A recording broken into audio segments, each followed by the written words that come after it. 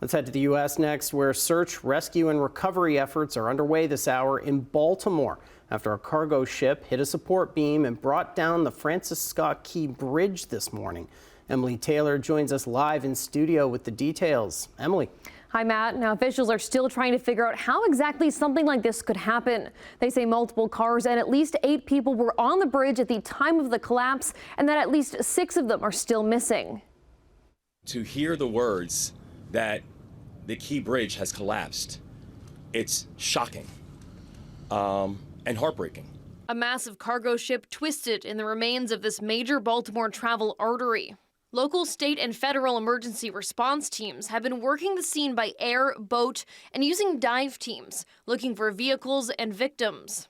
For now, investigators say preliminary findings point to an accident. There is no specific or credible information to suggest that there are ties to terrorism in this incident. A Mayday call from the ship's crew just before 1:30 a.m. Eastern Time gave officials critical minutes to warn motorists heading towards the bridge. Many of the vehicles were stopped before they got onto the bridge, which saved lives in a very, very heroic way.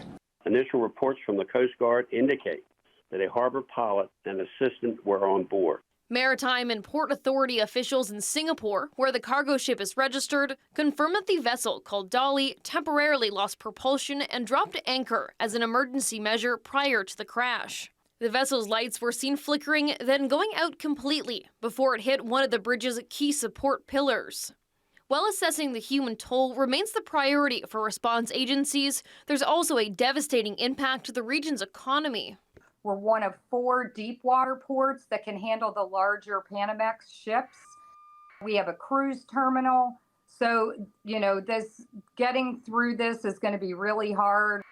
The incident is prompting Canadian officials to ask if structures in our waterways are in danger of the same kind of collapse. The St. Lawrence Seaway says they have extra protections and checks in place. We have locks, bridge, and a dike that have infrastructure that will stop the vessel before it would hit something of the nature you saw in Baltimore. The U.S. National Transport Safety Board is taking over the investigation in Baltimore. The board will be retrieving the voyage data recorder from the ship within the next 24 hours. Anything that may have occurred prior to this, any sort of safety history with respect to the vessel, any sort of maintenance that was done to a vessel or the vessel or component on the ship, we will look at all of that. Now, the same vessel was reportedly involved in a collision in Belgium at a port in 2016. Back in Baltimore, the mayor has declared a state of emergency as the cleanup continues and says all 22 crew members on the vessel are safe and accounted for. Matt?